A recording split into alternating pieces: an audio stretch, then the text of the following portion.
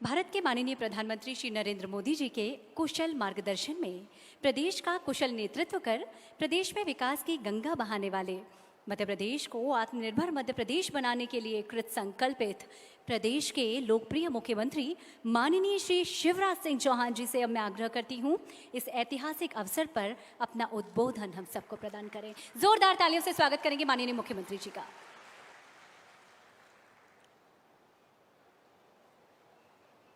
मंच पर विराजमान अमर बलिदानी शंकर शाह रघुनाथ शाह जी के बलिदान दिवस पर उनको नमन करने पधारे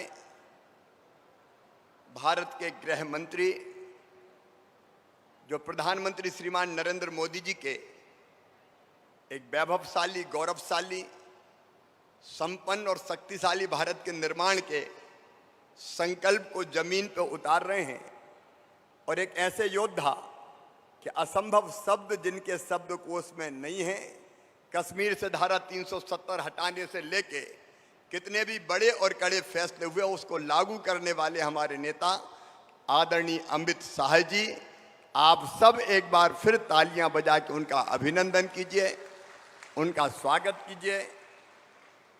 हमारे केंद्रीय मंत्री जिनको अभी आप सुन रहे थे, महाकौशल की माटी के लाल आदरणीय फग्गन सिंह कुलस्ते जी, हमारे अपने केंद्रीय मंत्री आदरणीय प्रहलाद सिंह पटेल जी, भारतीय जनता पार्टी के प्रदेश के अध्यक्ष आदरणीय वीडी शर्मा जी, जबलपुर के लोकप्रिय सांसद आदरणीय राकेश सिंह जी, हमारे गृह मंत्री भाई नरोत्तम मिश्रा जी, वन मंत्री श्री विजय शाह जी, खाद्य मंत्री बिसाहूलाल जी, इस विभाग की मंत्री जो इस कार्यक्रम को कर रहा है बहन सुश्री मीना सिंह मांडवे जी, सहकारिता मंत्री भाई अरविंद भदौरिया जी, हमारे राष्ट्रीय सचिव भारतीय जनता पार्टी आदरणीय ओम प्रकाश ध्रुवे जी, हमारे सांसद साथीगण बहन श्रीमती संपतिया उइके जी, बेटी श्रीमती हिमाद्री सिंह जी, बहन श्रीमती नंदिनी मरावी जी और हमारे अनुसूचित जनजाति मोर्चे के अध्यक्ष कल सिंह भावर जी, इस कार्यक्रम में यहाँ उपस्थित प्रदेश के चुने हुए हमारे ऐसे सभी विधायक, सांसद और जनजातीय नेता जो एक बड़े समूह का प्रतिनिधित्व करते हैं। प्रिय बहनों, भाइयों, मीडिया के मित्रों, सबसे पहले हम अमर क्रांतिकारी, अमर बलिदानी जिनके बारे में अभी हमने लघु फिल्म भी देखी, उन शंकर शाह और रघुनाथ शाह जी के चरणों में अपनी ओर से और प्रदेश की 8.5 करोड़ जनता की ओर से शीश झुका के प्रणाम करता हूं, शीश झुका के नमन करता हूं। आप सभी को भी राम राम, जय सेवा, जय मां रानी दुर्गावती, जय राजा शंकर शाह, कुंवर रघुनाथ शाह और उसके साथ साथ टंटिया मामा की भी जय और बिरसा भगवान की भी जय। अभी हमने यहां प्रस्तुति बेटियों की देखी, वो उस कविता को जो शंकर शाह जी ने लिखी थी अंग्रेजों के खिलाफ विद्रोह भड़काने के लिए, मूंद मुख डंडन को चुरालो को चबाई खाई, कूद दौड़ दुष्टन को शत्रु संहारिका, मार अंग्रेज रेज कर दई मात चंडी, बच्चे नाही बैरी बाल बच्चे संहारिका, शंकर की रक्षा कर दास प्रतिपाल कर, बिनती हमारी सुनो ऐ माता पालिका, खाई ले मलच्छन को झेल नहीं करो अब, भच्छन तच्छन करो बैरन को कालिका। इस कविता से शंकर शाह जी ने भी और रघुनाथ शाह जी ने भी अंग्रेजों के खिलाफ विद्रोह पूरे आसपास के क्षेत्र में भड़काने का काम किया था। यह अलग बात है कि हमने लघु फिल्म में देखा समय से पूर्व, क्योंकि आक्रमण का जो दिन था वो तय हुआ था, मुहर्रम के दिन उस दिन भीड़ भाड़ रहती थी, लेकिन कुछ ही गद्दार के कारण अंग्रेजों को पता चल गया, समय के पूर्व योजना का खुलासा हुआ, वो पकड़े गए और अंत में जब उनसे अंतिम इच्छा पूछी, प्राण दंड दिया तो, मृत्यु दंड दिया तो उन्होंने कहा वही कविता एक बार हम फिर दोहराना चाहते हैं। तोप के मुंह से बांध के वो उड़ा दिए गए, लेकिन माथे पर सिकड़ नहीं आई। अपनी मातृभूमि के लिए, अपने धर्म के लिए, अपने राज्य के लिए और भारत माता की पैरों से परतंत्रता की बेड़ियां काटने के लिए उन्हें अपना सर्वस्व न्योछावर कर दिया, सब कुछ बलिदान कर दिया है। ऐसे अमर शहीदों के चरणों में बारंबार प्रणाम। और ये एक जनजातीय नायक नहीं है। कांग्रेस ने आजादी के बाद, कांग्रेस की सरकारों ने जब हमें आजादी का इतिहास पढ़ाया तो केवल कुछ लोगों का नाम बताया, लेकिन वो भूल गए राजा शंकर शाह को, रघुनाथ शाह को, भीमा नायक को, खज्जा नायक को, टंट्या मामा को, बिरसा भगवान को। आज उनको प्रणाम करने का अवसर है। पूजे न गए शहीद, पूजे न गए शहीद तो फिर ये, पूजे न गए शहीद तो फिर ये मंत्र कौन अपनाएगा? तोपों के मुंह से कौन अकड़ छातियां अपनी अड़ाएगा? चूमेगा फंदे कौन, चूमेगा फंदे कौन, गोलियां कौन बक्स पे खाएगा?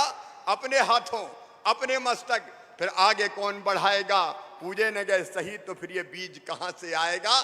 धरती को मां कहकर माटी माथे से कौन लगाएगा? इसलिए आज उन वीरों की पूजा करने हम आए हैं। मैं अमर शहीदों का चारण उनके यश गाया करता हूं। जो कर्ज राष्ट्र ने खाया है मैं उसे चुकाया करता हूं। सब कुछ तो बलिदान कर दिया। और मुझे प्रसन्नता है कि आदरणीय अमित शाह जी पहले भी आए थे।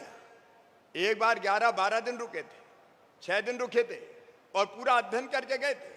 रघुनाथ शाह जी पे, शंकर शाह जी पे वो कविता पूरी उनने ढूंढवाई, पढ़ी, पूरी जानकारी उनने ली।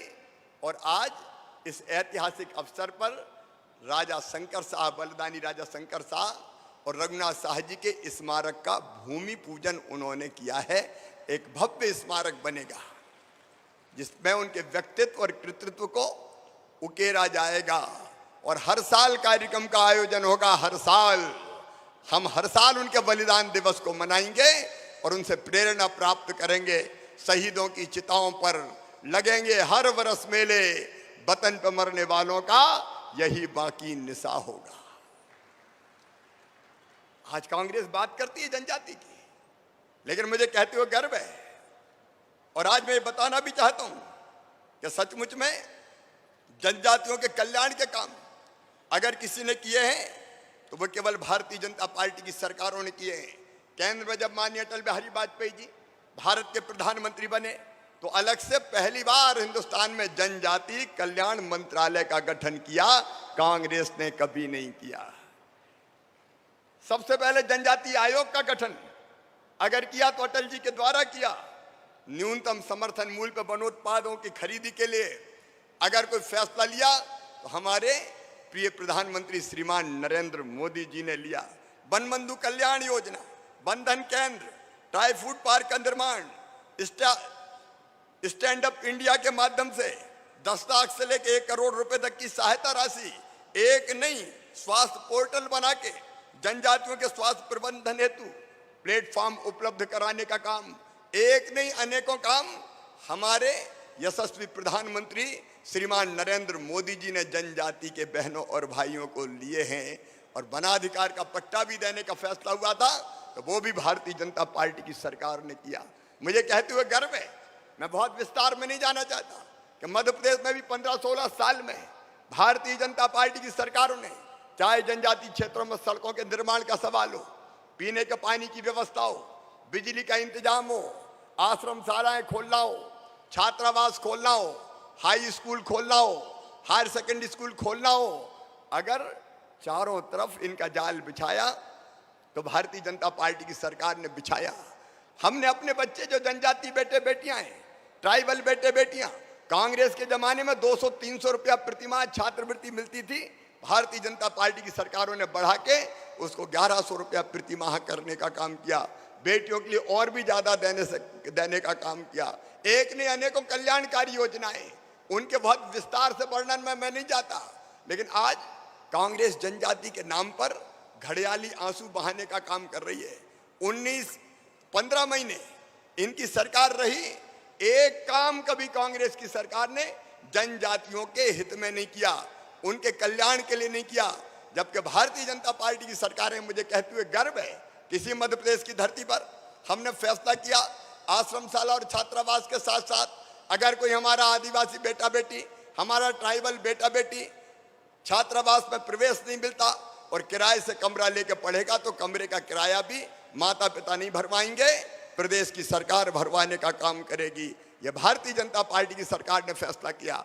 हमने फैसला किया कि प्राइवेट मेडिकल कॉलेज और इंजीनियरिंग कॉलेज में भी अगर जनजातीय बेटा बेटियों का एडमिशन होगा तो उनकी फीस भी उनके मम्मी पापा नहीं भरवाएंगे, प्रदेश की भारतीय जनता पार्टी की सरकार भरवाएगी। मुझे कहते हुए भी गर्व है कि विदेश में भी अगर कोई ट्राइबल बेटा बेटी किसी प्रतिष्ठित यूनिवर्सिटी में एडमिशन हुआ तो हमने फैसला किया कि उसकी भी 15-20 लाख रुपया साल की फीस भी होगी तो वो प्रदेश की भारतीय जनता पार्टी की सरकार भरवाएगी। नीट की परीक्षाओं में ट्रेनिंग और प्रशिक्षण देके सिलेक्शन का प्रयास किया। जेई मेंस की परीक्षा में हमारे ट्राइबल बेटे बेटी भी चुने जाएं, उसके लिए अलग से ट्रेनिंग और प्रशिक्षण दी। और गर्व के साथ मैं कहता हूं कि हमारे कई बेटे आज डॉक्टर, आज इंजीनियर बन के पढ़ाई कर रहे हैं और समाज को आगे ले जाने के काम में लगे हुए हैं। आज जब मैं अमर बलिदानी रघुनाथ शाह और शंकर शाह जी के बलिदान दिवस पर आपके बीच आया हूं तो मुझे ये कहते हुए प्रसन्नता है कि कई फैसले जो माननीय प्रधानमंत्री जी ने, हमारी केंद्र सरकार ने जनजाति भाई बहनों के लिए पहले लिए, उनको और आगे बढ़ाने का काम कर रहे हैं। विस्तार से हम सुनेंगे हमारे नेता आदरणीय अमित शाह जी को। लेकिन मेरे बहनों और भाइयों, हमने कुछ फैसले आज बलिदान दिवस के अवसर पर किए। एक तो हमने सबसे पहले ये तय किया कि मध्य प्रदेश में हर साल 15 नवंबर को बिरसा भगवान के जन्मदिन पर 15 नवंबर को जनजातीय गौरव दिवस मनाया जाएगा, पूरे धूमधाम के साथ, पूरे सम्मान के साथ। देखिए हमारे प्रधानमंत्री जी कहते हैं सबका साथ, सबका विकास और सबका विश्वास, सामाजिक न्याय लेकिन सामाजिक समरसता को ध्यान में रखते हुए एकता के सूत्र भी ना टूटे। और इसलिए मूल निवासी दिवस जैसी कल्पना यह विदेशी कल्पना है, यह हमारी संस्कृति से मेल नहीं खाती। हम तो जनजाति गौरव दिवस को पूरे धूमधाम से मनाएंगे। और जनजाति गौरव दिवस के पहले हम लोगों ने फैसला किया कि आज 18 सितंबर को इस बलिदान दिवस के अवसर पर हम कुछ ऐसे फैसला करें जो जनजातीय संस्कृति के विकास के लिए, परंपराओं को आगे बढ़ाने के लिए और उनके आर्थिक और सामाजिक उन्नयन के लिए मील का पत्थर साबित हो, ऐसे कुछ फैसले हमने किए हैं। और इसलिए मेरे बहनों और भाइयों, हमने तय किया है कि हम 1 नवंबर मध्य प्रदेश दिवस है, 1 नवंबर से सभी 79 जनजाति बाहुल्य विकास खंडों में हमारे जनजाति बहनों और भाइयों को राशन की वितरण की व्यवस्था राशन की दुकान पे दूसरे गांव से नहीं करेंगे, हर गांव में हर घर राशन पहुंचा के करेंगे। ताकि मैं जानता हूं कई बार काम छोड़ के राशन की दुकान अगर दूर है तो दूर राशन लेने जाना पड़ता है, एक दिन खराब होता है, कई बार आने जाने में लग जाता है। और इसलिए घर घर राशन ये 89 विकास खंडों में अभियान चलाया जाएगा। बोलिए ठीक है ना? अरे ठीक है ना? और राशन वितरण के लिए जो गाड़ियां लगेंगी वो गाड़ी भी कोई जनजाति बेटा की होगी, बेटी की होगी, उसको भी फाइनेंस कराएंगे और बैंक को भी गारंटी मामा देगा, भारतीय जनता पार्टी की सरकार देगी, ताकि हमारे कई बच्चों को सीधे रोजगार मिल सके, काम मिल सके। इस दिशा में हम लोग कदम उठाएंगे। और हमने तो किराया विराया भी फिक्स कर दिया, एक गाड़ी का 26,000 रुपया महीना, ताकि किस्त निकाल के भी पैसे बच जाए और वे ईमानदारी से राशन पहुंचाने का काम कर सके। बहनों और भाइयों, कांग्रेस ने केवल नाटक किया, लेकिन आज हमारे नेता, हमारे केंद्रीय गृह मंत्री जी, जिनके नेतृत्व में जन कल्याण के अनेकों काम भारत सरकार के माध्यम से संपन्न हो रहे हैं, आज उनके समक्ष आपके सामने हम ये फैसला कर रहे हैं कि सामुदायिक वन प्रबंधन के अधिकार जनजातीय भाइयों और बहनों को दिए जाएंगे। सामुदायिक वन प्रबंधन के अधिकार हमारे जंगलों में रहने वाले, वनों के आसपास रहने वाले हमारे सारे भाइयों और बहनों को वनोपज से रोजी रोटी उनकी चले, आजीविका मिले। हमने ये फैसला किया है और हम ये भी फैसला कर रहे हैं, अभी पायलट प्रोजेक्ट के रूप में तेंदुपत्ते को बेचने का काम भी अब हमारी वन समिति और ग्राम सभाओं को हम देने का काम का प्रारंभ करेंगे, ताकि वनोपज पर वास्तव में जनजातीय और भाई बहनों को, ट्राइबल भाई बहनों को रोजगार मिल सके। एक देवारण्य योजना हमने बनाई है।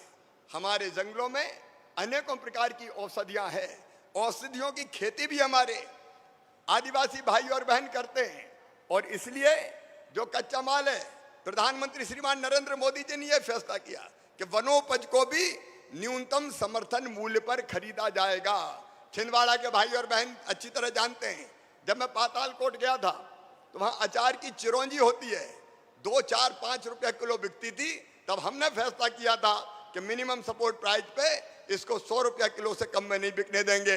हमने 100 रुपया तय किया, वो 100 रुपए किलो से ज्यादा बिकने लगी। ऐसी जितनी वनोपज होती है, कोदो हो, कुटकी हो, रागी हो, महुआ हो, करंज के बीज हो, नीम की निमोली हो, लाख हो, अलग अलग जितनी भी वनों में जो औषधियां होती है और ऐसी चीजें होती है जिनको प्रोसेसिंग करके, जिनसे निर्माण करके लोगों को बेचा जा सकता है, उसके लिए एक पूरी वैल्यू चेन बनाएंगे, प्रोसेसिंग उसकी करेंगे। देवारण्य योजना के अंतर्गत वन औषधियां और वन उत्पाद को प्रोसेसिंग करके बेच के हमारे जनजाति भाई बहन ज्यादा लाभ कमा पाए, इस बात का हम प्रयास करेंगे। और एक बात और, कभी कांग्रेस ने पेशा एक्ट लागू किया, केवल बात करते रहे, केवल चर्चा करते रहे। कब पेशा एक्ट लागू किया, कब 5th शेड्यूल 5वीं अनुसूची पर अमल किया? आज में हमारे नेता माननीय अमित शाह जी पधारे, भारतीय जनता पार्टी के मध्य प्रदेश की सरकार एक ऐतिहासिक फैसला कर रही है। पेशा एक्ट चरणबद्ध तरीके से मध्य प्रदेश की धरती पर लागू किया जाएगा जनजाति भाई और बहनों के लिए, और उसमें जो बाकी जातियों के भी निवासी हैं, उनके अधिकारों को संरक्षित रखते हुए उनको कोई नुकसान नहीं होगा, लेकिन उनके हितों की रक्षा करते हुए पेशा एक्ट को चरणबद्ध तरीके से हम मध्य प्रदेश में लागू करेंगे। पेशा एक्ट ग्राम सभा को सामुदायिक संसाधनों की सुरक्षा और संरक्षण का अधिकार देती है। वन भी सामुदायिक संसाधन है, इस कारण पेशा एक्ट वनों की सुरक्षा और संरक्षण का भी अधिकार ग्राम सभा को देता है। और इसलिए हम अमली जामा इसको पहनाने के लिए सामुदायिक वन प्रबंधन समितियों के गठन की जिम्मेदारी ग्राम सभा को देने की शुरुआत करेंगे। ग्राम सभाओं को ये अधिकार जाएंगे।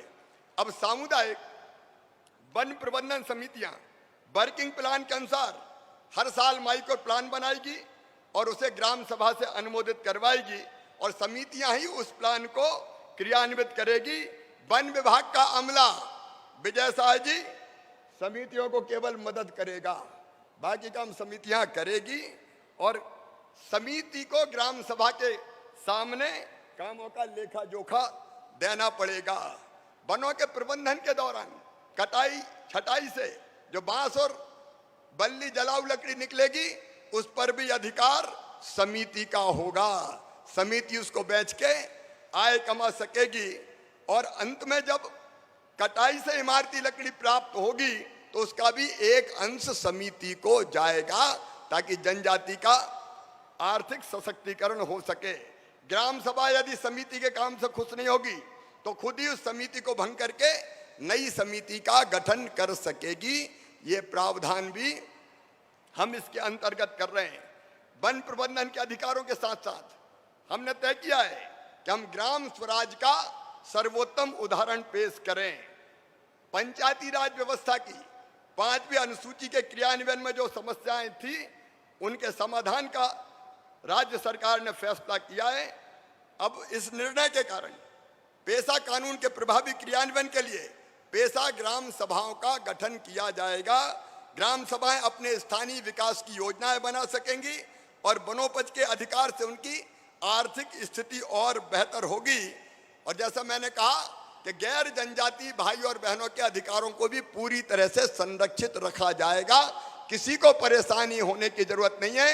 वर्ग संघर्ष नहीं, वर्ग समन्वय, सामाजिक समरसता इसका मूल मंत्र होगा।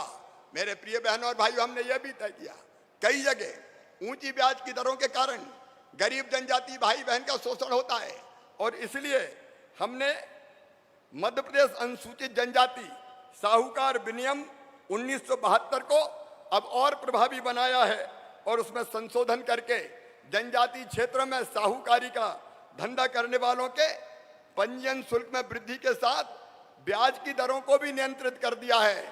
जो तय दरें हैं उससे ऊपर अगर कोई ब्याज लेगा तो उसको कड़ा दंड दिया जाएगा। ये फैसला भी सरकार ने किया है। एक बीमारी होती सिकल सेल एनीमिया, उससे बचाने के लिए, क्योंकि इस बीमारी के कारण खून की कमी, शरीर में दर्द, विकृतियां और रोग प्रतिरोधक क्षमता में कमी आती है और ये जनजातीय क्षेत्र में अधिक होती है और इसलिए 89 जनजातीय विकास खंडों में सिकल सेल बीमारी से निजात पाने के लिए 15 नवंबर से मध्य प्रदेश राज्य सिकल सेल मिशन प्रारंभ किया जाएगा और सिकल सेल की बीमारी का पूरा इलाज निःशुल्क किया जाएगा।